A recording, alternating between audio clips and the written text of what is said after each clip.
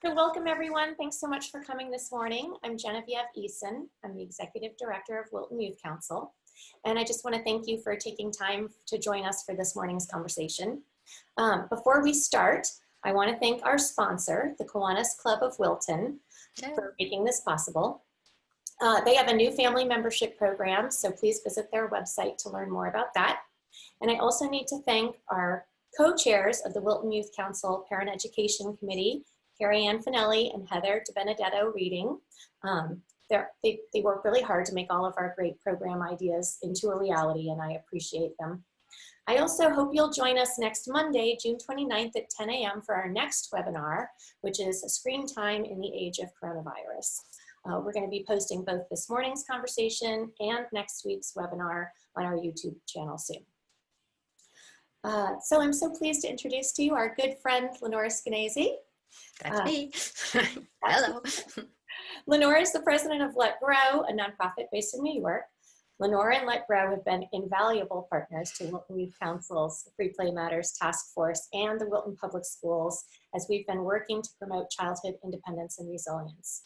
You might be familiar with the before and after school play clubs at Miller Driscoll and Cider Mill schools and the popular Let Grow project homework assignment at both of those schools. These are the brainchild of Lenore and her team. Lenore is also the founder of the Free Range Kids movement and a journalist, and she's here to talk about why this summer is going to be so memorable for our kids and a summer of such growth. So the first half of this webinar will be a conversation between Lenore and myself, and then Lenore will answer your questions. So please look to the bottom of your screen for the Q&A function. That's the place to enter your questions. You can enter them there at any time during our conversation, and then when we're ready for Lenore to start answering all your questions, they'll be there ready for us to feed to her. So, Lenore, welcome. You ready? Thank you. I think how ready can we be? Here we are already on the screen. Yes, totally ready and really grateful to be here, grateful to you. People in Wilton probably don't know how much Let Grow talks about Wilton as a place that has been so open to our ideas and open to change and doing not only embracing our school initiatives like the play club and the project, as you said, but willing to step back a little and let the kids grow, which is a really hard thing to do. And we've heard great stories from you. And so we talk about you all the time. You're like our model town. You're like, this is your life. We love Wilton. Awesome. That's great. It's so exciting to hear. Yeah. It's been fun to see parents embrace these ideas in Wilton. And I think especially right now, we've all been home for so long. I think people maybe find it comforting to know that you guys are ahead of the curve. You're really ahead of the curve. You want to hear the favorite? Well, we tell a lot of stories about Wilton, but our favorite one, do you want to hear it before we jump in? Yes. Okay. This one was last Halloween. And apparently there were a bunch of parents and kids in downtown Wilton where the shopkeepers give out candy, right? Beautiful, quaint downtown Wilton. But it was terrible weather. It was like sort of spitting rain and it was cold. And one of the moms, I think it was moms, let's be frank, not dads, said to the other parents in this group, do you think we could go in and get a cup of coffee and just let the kids go and trick or treat, just down there in a gaggle of kids, ages, 8 through 12 or whatever. And one of the other moms said, yeah, Let Grow. And it was so great that first of all, Let Grow became the rallying cry, but that everybody there understood it. Let Grow means let's let the kids do some things on their own that we feel they're ready for, that they want to do. And not that we're, leaving town and moving to Texas and the kid wakes up one day and where's mom and dad, but that we trust the kids with some independence. And sure enough, the moms went off and had their coffee, or maybe it was wine, no judgments. And the kids had this fantastic experience that I think most of us remember from our childhood, which is trick-or-treating even for a little while by themselves, because Halloween is that sort of exciting time when you practice being a grown-up. You go outside and you have a job, you're dressed up for work, and you get something in return, you get paid in candy. And so just being able to have a sort of a frame of reference that the moms all had, which is that Let Grow is a philosophy that says we believe in our kids and we think that they can rise to the occasion if we let them. made that actually happen. So that's a story we tell, I'd say, almost every day because it's just a fantastic illustration, and kudos to those moms.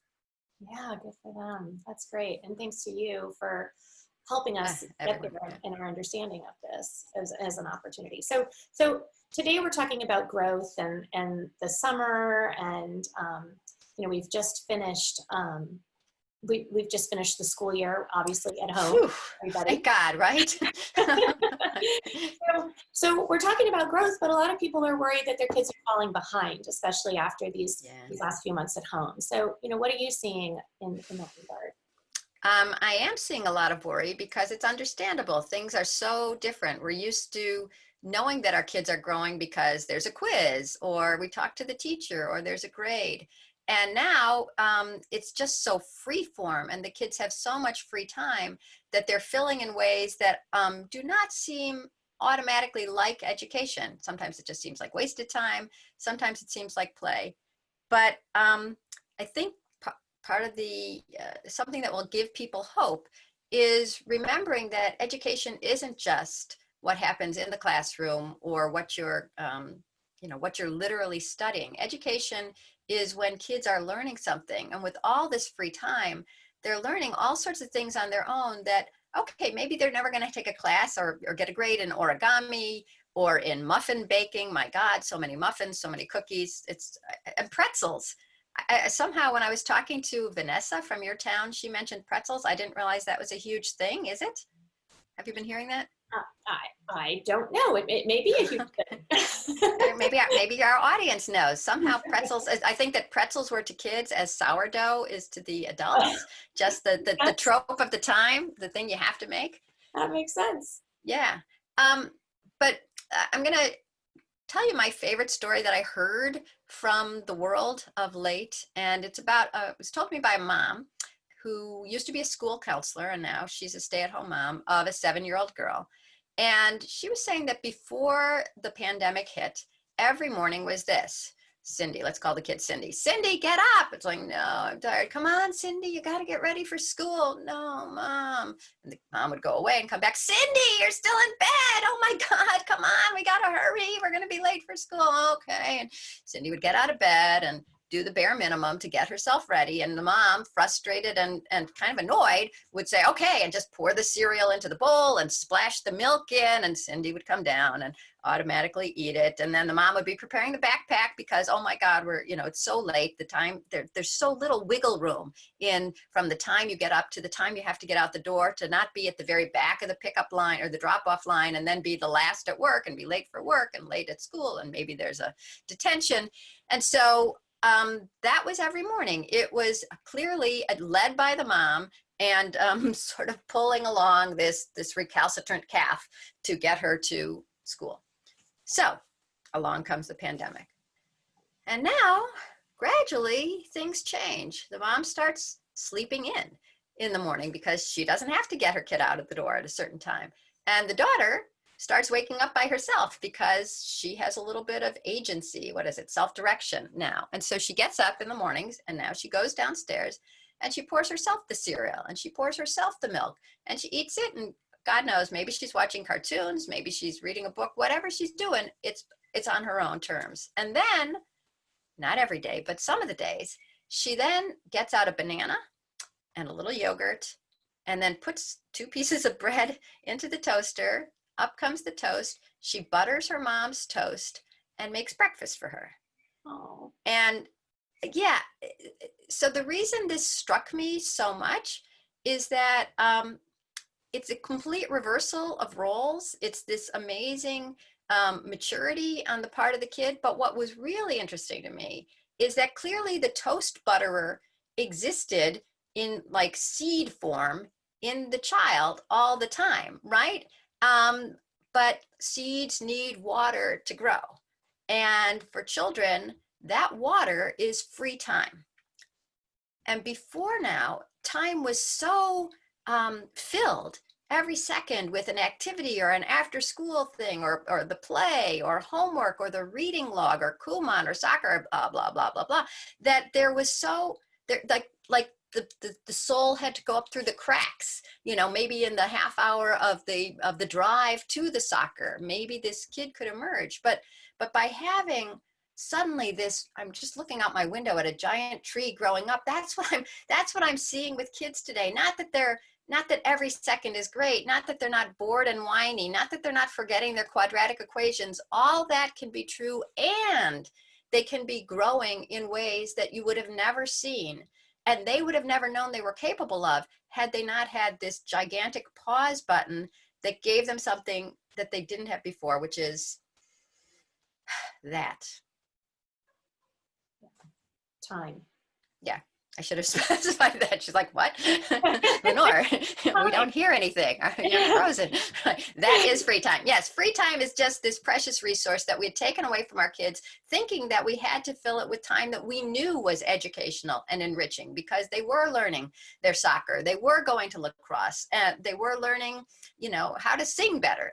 But now they're learning other weird things that just happen to interest them. They are riding their bikes like never before. One person sent us a picture from the Walmart in South Carolina of the kids' bike section. There are no bikes left at Walmart for kids, because suddenly kids are sort of thrown back into what you might remember from your summers as a kid. Did you spend a lot of time on a bike?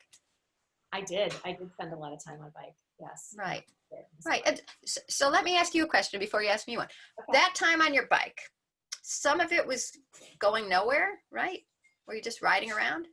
Yes, there was some just riding around, but yes, there was. And then the other thing I remember was that I could actually get places on my bike. There were places I could go on my bike that I, would have been a little far to walk, or it felt like freedom. It was it was the step before learning to ride the bus. Right, or drive a car. Right. Yeah. It was like the first step was riding my bike places. The second step was taking the city bus, and the third step was driving. Yeah. That made me feel very grown up. But yes, there was a lot of also just riding around the block over and over and over again. I feel like I should do a survey about that, because when I think about it, I was on a tiny block, and I could tell you I went down and there was a cul-de-sac, and I came back up and down in a cul-de-sac. What the heck was I doing? Today it might be a mental disorder, rides bike nowhere for hours on end, or rides to the park, nobody's there, comes back. So the question is, when we look at our kids wasting even a little bit of time like that, I think we get anxious, because we realize, look, they're not getting anywhere. She's not even going to the store. She's just going around the cul-de-sac. How many times can she do it? And frankly, millions is the answer. And I think that we came to this point where we thought any time that was in between an actual activity was downtime, wasted time. And then we were back to an activity. But I don't think that's the way children are built. I don't think that's the way we're built. And yet we've gotten so anxious about that downtime that we consider wasted time, that one of the ways to reframe it and to be a little less anxious ourselves this summer, as we see our kids, online a lot of the time, or just outside not doing much, is that we weren't built to have every second be significant and be measurable. And I think it's good for kids. Kids have become very anxious and depressed over the last couple of generations, as we helped them more and enrolled them in more things and made sure that they were getting something out of every second. We thought that we were enriching it all. It's possible that the downtime is what you need, simply not to get anxious and depressed, and to feel like you have some control over your life, to feel like not everything is on the line every second. There's not some coach watching you, or some parent, or some teacher. So I think that this free time, even though it sort of freaks us out as parents, is something that kids were deprived of, that I think that they're allowed to breathe now. And that's what I was trying to do before. That was a breath. Yes. So what do you think, besides sort of the counterbalance to anxiety and depression, what do you think our kids what growth is happening in that downtime? What can we be kind of looking for and say, oh, I see it happening. I see this development. What kind of development do you think that might be? Well, I think the first thing you'll see is something that's painful, and that is kids being at their wits' end, bored, whiny, clingy, dependent, or depressed, right? Because they are unused to not having something to do. And gosh, this was true with my kids too. A Saturday morning would dawn and my kids would say, what are we going to do today? And I realized, like, oh my God, I've raised kids. The free range lady, the let grow lady, raised kids expecting to sort of have the camp counselor telling them what today's activities were. But of course, we don't have time to do that 24 hours a day all week now that the kids are home the whole time, and especially since there's so little that they can go to. So expect to see some boredom, but then because boredom is painful, you'll see kids getting into something. We did a study, I wish I had the right part of the study in front of me, which I don't. But we surveyed 1,600 children ages 8 to 13 across America, across economic spectrums, everything. And one of the things we asked is, what new thing are you learning that doesn't have anything to do with school? Because we don't want them to say, I'm learning my vocabulary words. And I couldn't even categorize what they learned because it was so across the board. There's, how to braid my own hair, origami. I'm learning about frogs. I'm learning Bitcoin. I'm learning coding. I'm learning more about the coronavirus. A lot of kids wrote that. So I think look for kids starting to express an interest in something that really wasn't for school. And whatever it is, don't make it your project, right? You can casually they're interested in frogs. You might be watching a documentary as they drift by on reptiles or something like that, but don't say, frogs, okay, here, let me go on. I'm going to find you a thing about frogs and I'm going to print something out and you can draw it as a picture and let's go looking for frogs. The urge that we have to make our kids' projects our own, I feel it too. And yet there's something fantastic about kids being self-directed. And that doesn't mean you have to be completely uninterested, but don't say, I'm going to sign you up for the frog class that meets at 7:30 in the morning on Sundays because I see you're interested in frogs, because that goes from intrinsic in the kid to extrinsic. Now they're doing it for you, or now it's your project that they're sort of part of. So you can exult when they find things that interest them, even if they're weird and the stuff doesn't particularly interest you that they're doing, but it is theirs. And this is, like I was saying before, this is almost one of the first times when they've been able to figure out what does really interest them. So you can create an enriched environment, and frankly, a computer with Wikipedia is an enriched environment, but there can be books around, there can be loose parts for play, there can be art supplies, and sometimes you can do things with your kids, but I would say definitely make sure that some of the time you're distracted. And frankly, that's pretty easy. If you have a job or some other part of your life, you can go be doing that and the kid could just be doing something else and you don't have to be part of it. So that's what I would recommend. And the way you see growth requires another story if you're game. Are you? Oh yeah, we are game. We're always game for a story. Okay. Can I add one thing that what you just told me, please, made me think of, which is we just did a Father's Forum a few days ago, and our expert therapist there was advising dads that when their kids have an interest in something, one of the best things you can do is ask your child to teach you about it. And that came wow. We're talking about this. Instead of saying, oh, you're into frogs, let me help you take over your frog learning. Right.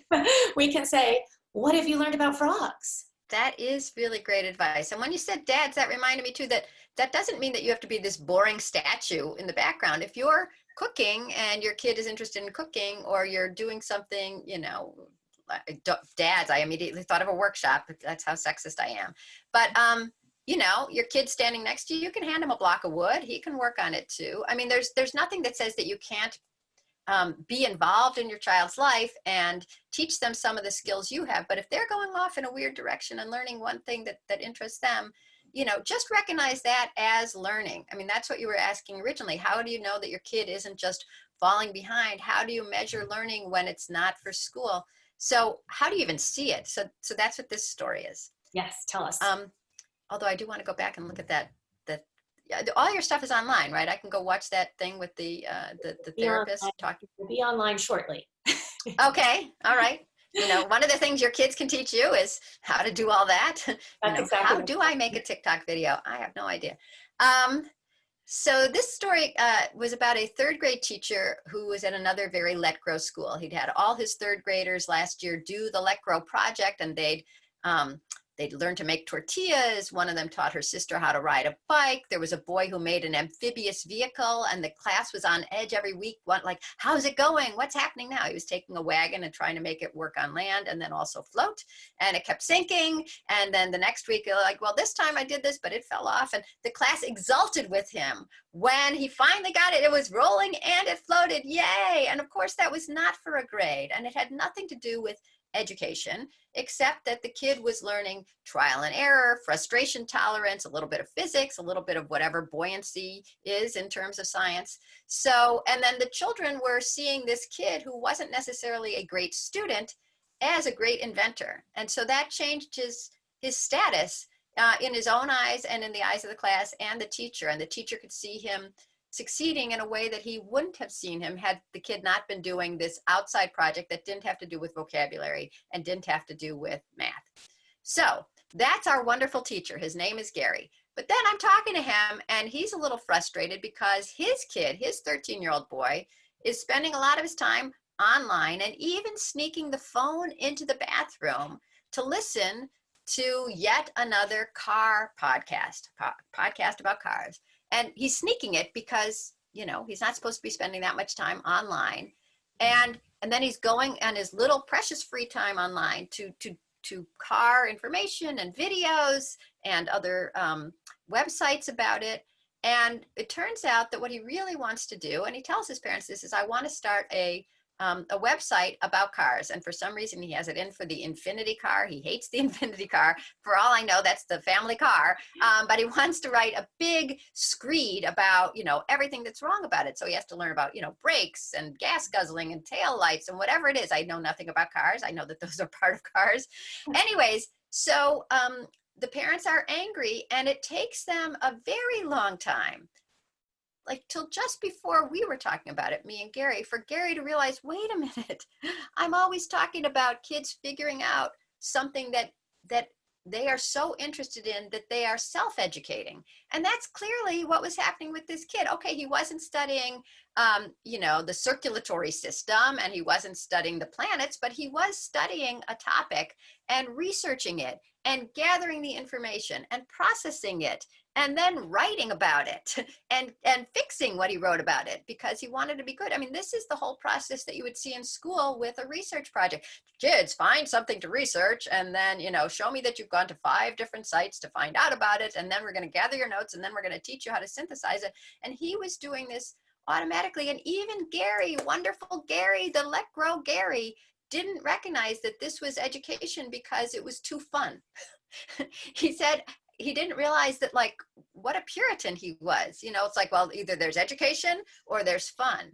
But we all love to learn things. Why is anybody on this webinar this morning? Because they want to learn something. And that is part of being an adult, is realizing this interests me. Here's, I'm going to get information, and then I'm going to get what I want out of it. So that's the purpose of education. And it was right in front of Gary's nose, and he didn't recognize it. So if it's hard for Gary to recognize, I'm sure it's hard for the rest of us mortals to see that, like, wow, what looks like just fun instead of being outside getting exercise or reading a book is still education. Wow. Yeah. Well, that's reassuring, because that for the rest of us who are struggling to see it, at least it validates why we are. And what happened is Gary just had that perspective shift, and we can look for that perspective shift for ourselves too. It is. It's a reframing of, so right now we're reframing 2 things. One is wasted time is downtime. Don't we all deserve some downtime? Also, summers were supposed to be downtime, right? And then education doesn't always look like what we're used to, because we're very much used to a sort of school model where there's a teacher teaching something, or it's after school program with a coach or, you know, an expert. But in fact, kids can find their ways to the frogs and the cars. But the frogs finding their way to the cars, bad idea. I've seen that too much. My kids are older, but I have seen just in my 2 who have some free time this summer. One of them just naturally has a ton of hobbies and a long list of things that they want to do. And the other one doesn't, and is struggling a little bit with how to fill the time. Yeah. So what do we do when our kids aren't just naturally finding cars or frogs on their own? Yeah, that is a problem, and I empathize, because you know, in a way, a lot of, like I was talking about the Saturday mornings with my kids, what are we going to do today? And without something that is structured, it's hard to find. So there's a couple things to do. One is you can impose a little structure. And I got this idea from a camp counselor who I was on a different webinar with, who said, just make sure that every day, you know, especially if it's hard to get your kids off the computer, off the screen, you could just declare, you know, from 1 o'clock to 4 o'clock is outside time.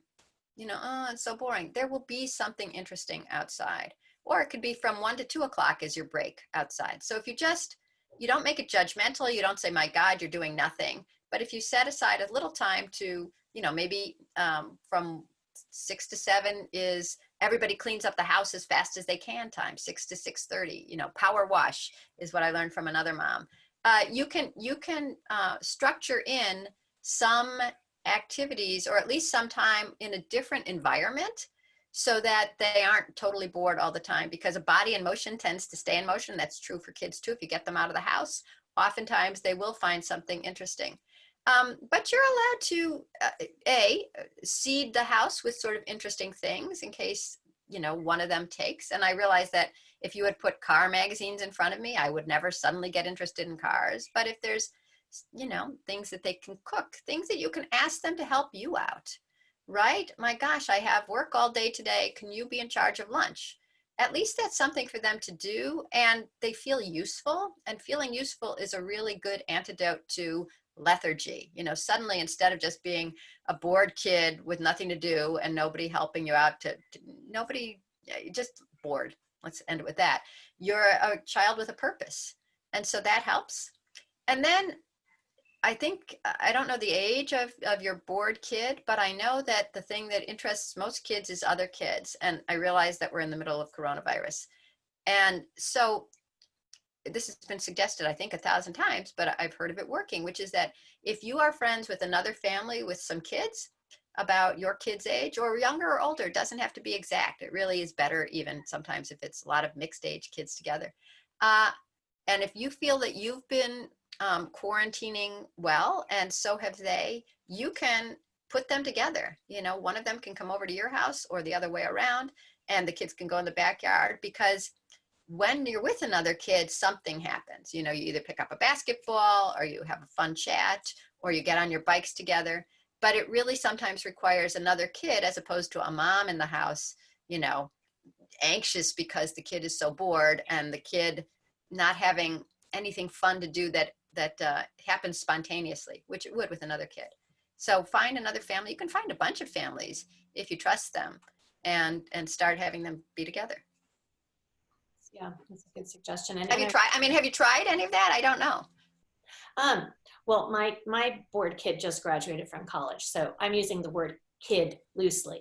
Oh, okay. Not that this kid's boredom's not my problem. But you know what you're talking about with seeding ideas. Actually, I'm going to put in a little plug for our Wilton Free Play Facebook page. We have a wonderful task force member named Jennifer Carvajal, who's been supplying us with what she calls play prompts, which are ideas where you can sort of set some materials out and plant the little seeds, set the stage, and then sort of step back and see what kids do with it. So I would encourage people to visit our Free Play Facebook page and look for that. I'm mindful. I'm gonna look for that. That's excellent, right? That's a really good thing. It is. I'm looking for questions. We do have one in the chat. Mm-hmm. And I would encourage people, please do put your questions for us in the Q&A as well. So this question is, any suggestions for kids with ADHD or executive function challenges? I've got one of those. I would suggest more outdoor time. I mean, one of the things that does drive, or at least let's say drove my kid crazy, was school, was being expected to do certain things that had absolutely no grounding in interest for him. And that made it, I mean, it's hard for any of us to concentrate when we're bored. Imagine you have ADHD and you're being asked to do stuff that is completely outside your realm of interest. But if they have a project outside, first of all, outside is calming. I mean, it's been shown to have this great effect on kids. I was speaking to Angela Hanscom the other day. She wrote Barefoot and Balanced, and she is an occupational therapist for children.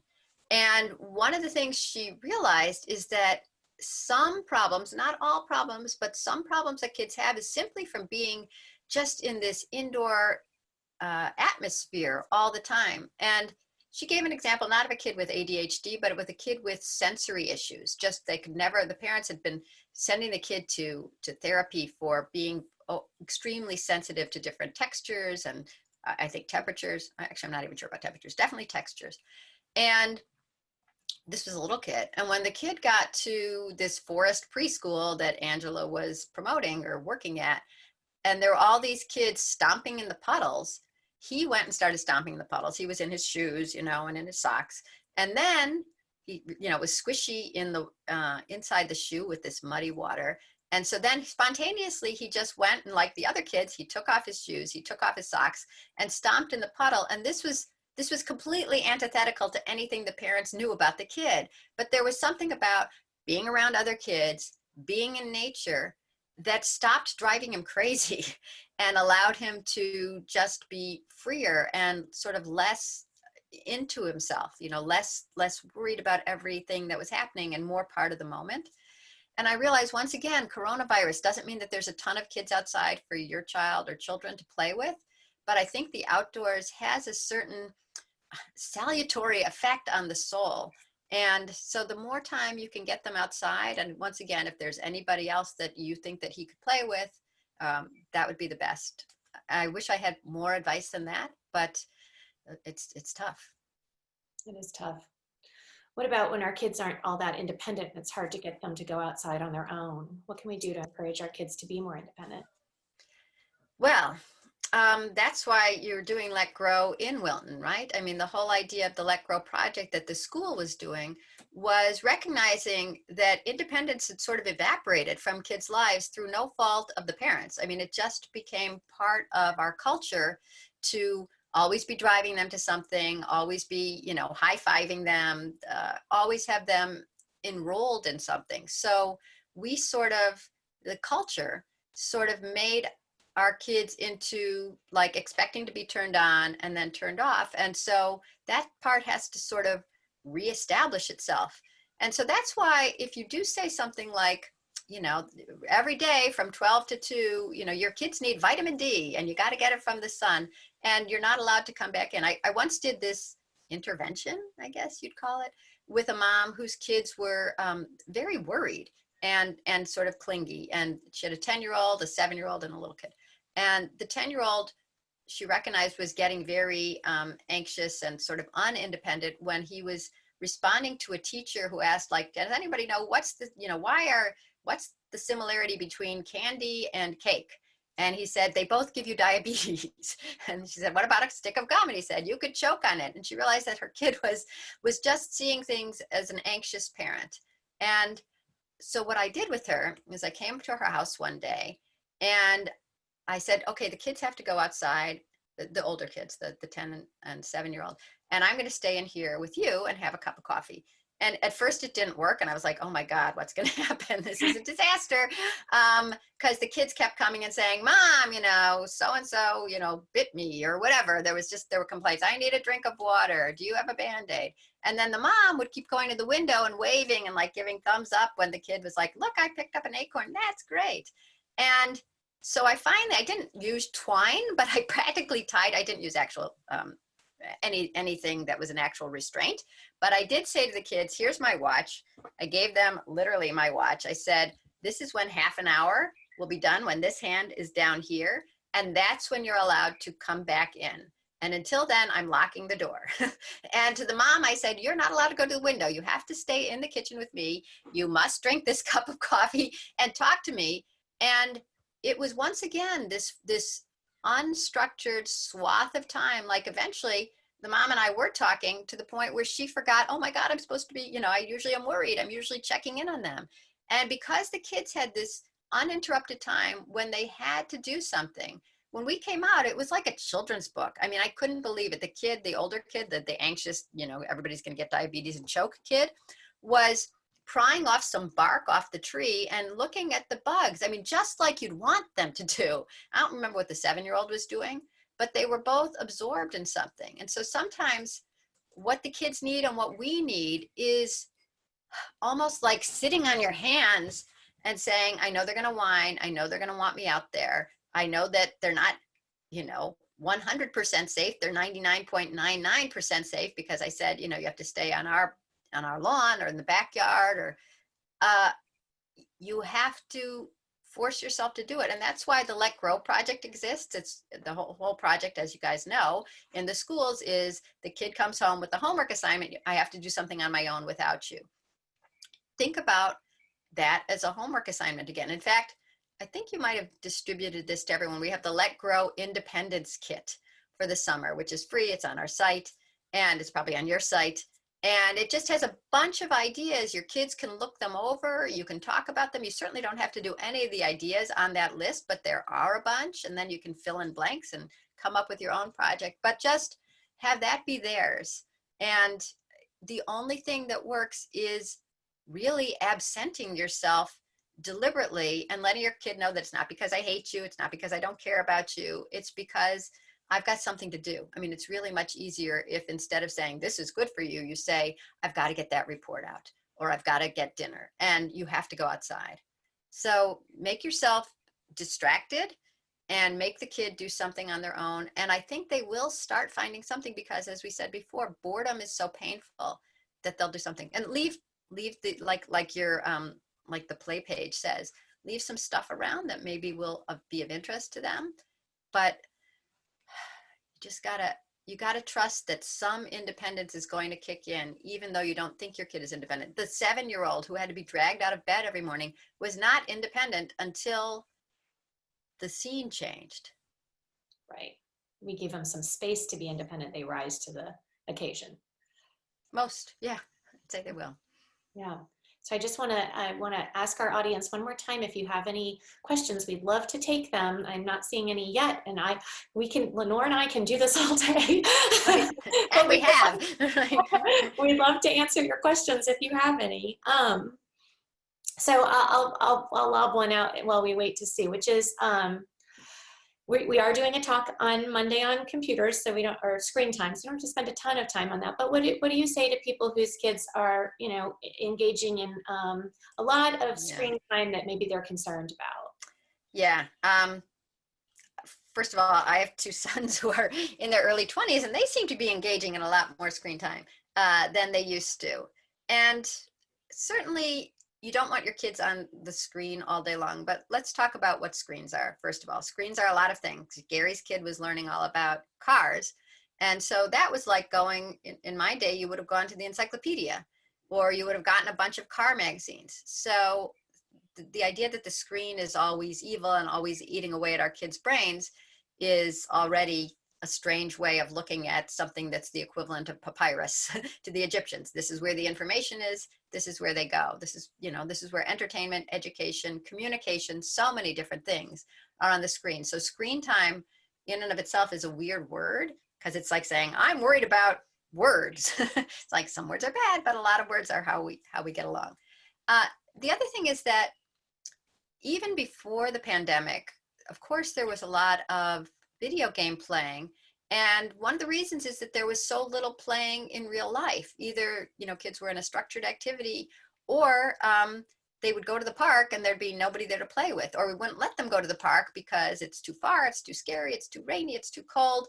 I can't be there to supervise you. So where could they gather? They're not gathering at the mall. They don't even have their licenses. They're not riding their bikes. So they would gather online. And just as they'd be playing a game at the park, they'd be playing a game online. And I know that the games are often first-person shooter and this and that, but the interesting thing is you don't have to worry about your kids becoming violent from video games, because as video game popularity has gone up, the crime rate has gone down. So there's the idea seems like there'd be a correlation, but in the data world, there actually isn't. So one other story. 2 things. First of all, is that kids really love to be together. And Peter Gray, who is one of the co-founders of Let Grow, and who I know you've had speak in Wilton, he's an evolutionary psychologist. He writes about the importance of free play and kids of different ages playing together. He often quotes a study that was done of kids online. So kids are on their computers, and one of the questions was, would you rather be playing a game online or with your friends outside. And 80-something% of the kids said outside with their friends. So it's not like they're addicted to the computer so much as that they're addicted to being with their friends and playing. And this has become one of the only places where they could do it without adult intervention and supervision, just like we would go to the park or the mall. But here's my favorite recent story about video games, which was my friend Barbara Sarnecka, she's a professor, has kids, 2 boys, 15 and 19, and they got good at, and I don't even know, let's call it Fortnite, because I don't know what game they were actually playing. But the 15-year-old said to his brother, oh, there was some upgrade you could get, and you could pay for it for $20, or if enough people gave you, let's say a gold star, you could get it for free. You know, if enough people said, he's a great guy, give it to him for free, Fortnite would give you the $20 boost. And so the younger kid told his older brother, that's what I'm going to do. I'm going to ask everybody to vote for me, and then I'll get it for free. And his brother said, don't do it yet. No. And the younger kid said, why not? He said, because nobody likes you. And the 15-year-old's like, what do you mean? He said, well, they're not going to vote for you. And the guy said, why not? He said, well, because you kill people when you don't have to. You're racking up extra kills of the other team. That doesn't seem good. You don't cooperate when we're trying to organize a raid on whatever. You boast, and you're not strategizing together with the team. So basically what he was saying is, your social emotional skills are nil on this game, and you have to up your game. You have to start thinking about, you really have to start empathizing. What does it mean when you kill people when you don't have to? What does it mean when you're not part of the team? What does it mean when you're not helping the other ones after you've made your kills, make their kills? And so the kid was not being told you're a jerk or you're a loser, or that people don't like you in real life. He was being told that people don't like you in the game. And so he's had to start switching his MO. He had to start listening to his brother and recognizing what other people would like in him. And really, this is the whole goal of social emotional learning, right? Is to teach the idea that other people, you have to try to read other people, and you can't always get your way, and you have to compromise, and you have to hold yourself together, even if you're not always happy, instead of being the jerk who stomps off or insists my way or nothing. And so from a video game, from a violent video game, this kid became a better teenager. And I don't think he could have heard that kind of lesson from a teacher or even a parent without feeling terrifically terrible about himself.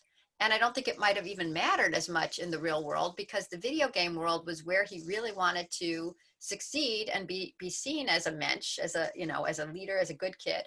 And so a lot of the bantering back and forth of kids, of the strategizing, of the teamwork, is stuff that we would love to see kids doing if they were playing, on the playground, or if they were playing at the park district. And so not all time on video games is just a waste or interstitial time. A lot of it can be, some of it, let's say, can actually be the growth that we want to see in kids, because kids grow when they play. And the Wilton Youth Play Council, the Wilton Play Council, would know that, because play is really important. So, once again, set aside some time during the day that's like from 1 to 4. It's outdoor time, not on a device. That's good. If you want to create a play club like your schools have in the school before and after school in Wilton, where kids play together and there's no devices allowed, do that with those families that you're going to find that have kids that are quarantined like yours. And set aside a time for that. Maybe play club is every day from 10 to 12. Everybody goes to so-and-so's yard. But don't worry that all their time online is wasted, because especially when it's social, it isn't. That's great. Thank you. That's helpful. And it's a perspective shift. It's kind of reframing what we're seeing a little bit, understanding it through a different lens. Right. And part of it is what we were talking about before with the riding the bike around and around. Sometimes a kid is playing a game. It's like, it's okay. It's just something to do. Days are long. Right. So Lenore, time flies when we're talking. And I'm looking at the time here. Oh my God. Yeah. We really run through it so quickly. I do want to just kind of, wrap it up with kind of something for people to take away with them. Mm-hmm. Could you Uh-oh. I thought I was giving away everything I got. Let's see if I got I know, anything it's else. all We'll good. see. You've given us so many good things, but just sort of to close us out, help us think about, you know, what at the end of the summer when we look back and our kids are getting ready for school and heading back in, and you know, If, right. well, if they're not going back to school, they'll be going back to school online, but That's true. we expect them to do something in the fall. That's So, true. so how can we, you know, what do you think our kids will have gained this summer that will serve them well going forward? Well, I think what you're going to see from this summer, because it is so unstructured, that they are going to be gaining a little bit of that inner spine that we were missing in our kids when they were saying, what are we going to do today, Mom? Because they will have had to figure out some of their time because we just can't entertain them and there's nothing else for them to do in terms of, you know, a lot of camps are closed and stuff. So I think you'll see a more self-directed kid. Um, you know, we talk about the greatest generation. The greatest generation, were they born better than us? No, they went through some hard times. They went through the Depression and they went through a world war and then they went through, you know, the threat of nuclear bombs. So part of what makes people rise to the occasion is an occasion to rise to when something is disrupted. And clearly this summer is the summer of the hugest disruption in my life, decades and decades into my life. This is my biggest disruption. And so for your kids too. And you know, you see those tree rings and, you know, some of them are very concentric and then there'll be like a skinny one when it was a time of very little rain and then a wide one when it was more rain.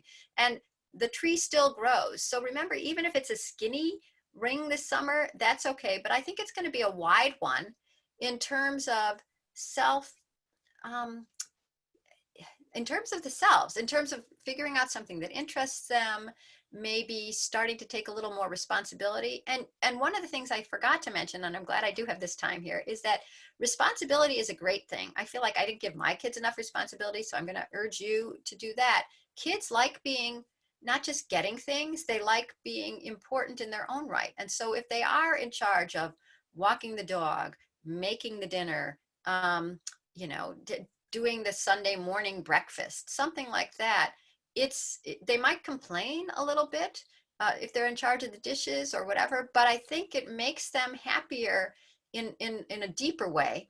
You know, they might be grumbling, but they know that they're not just takers, they're givers, and that makes kids feel much better. And especially in an affluent society when we can give them everything, asking for a little bit back is going to rebalance things a little. And it, you know, why are kids so anxious and depressed? One reason is because they might feel loved but not useful, not needed, loved and not trusted to do anything. You know, showing that you want them to do something because it's going to help you is a way of showing that you believe in them, and that's a great feeling. So, you know, sometimes it's hard to ask things of our kids, but if you can be distracted and needy, that's good for the kids. And I've seen that with my own kids. It's like, I do the dishes a lot of the time. But it's like, I can't, I got that phone call, you know, Wilton is calling, can you please do the dishes? You know, there's, and then you hear them sort of humming to themselves or just sort of, you know, taking their time, because actually doing the dishes is kind of fun, you know, that you're playing in water and bubbles. So ask a little bit more of your kids this summer, because you've got a lot of burdens this summer in terms of dealing with whatever the coronavirus has thrown you, whether that's, you know, extra work at home or looking for work or just the pressure of, you know, dealing with a virus. So ask a little more of them, give them a little more space, trust them a little more, and watch them rise to the occasion. And don't expect them to rise every second. They're not always going to be humming while they're doing the dishes. They're not always going to be getting social emotional learning while they're shooting each other online. You got to recognize that, like, childhood doesn't have to be perfect, and your kids aren't going to be perfect. And all these stories about the kids that I've given you are the highlight reel. So it's very hard to deal with the highlight reel when you're dealing with your own kid, you know, curled up on the bed saying, I'm bored. So recognize everybody's going through that, including those of us with kids in their 20s, which means there's no hope. Oh my God, they're in their 20s. They're still curled up saying they're bored. Oh, thanks a lot, Lenore. That was a really inspiring webinar. Thanks. Oh, truth. You speak the truth. Yeah. I appreciate it. We're trying. Yeah. Thank you so much, Lenore. This was really great. We really appreciate you joining us. It's always a pleasure to speak with you. You know, All praise to Wilton and to you, Genevieve, for all that you've done. And I know we've been trying to work on laws changing and cultures changing, and Wilton's leading the way. Thank you so much. Thank you. Enjoy the rest of your day. Bye, I'm everybody. bored. Oh, yeah, no, I will. Thanks.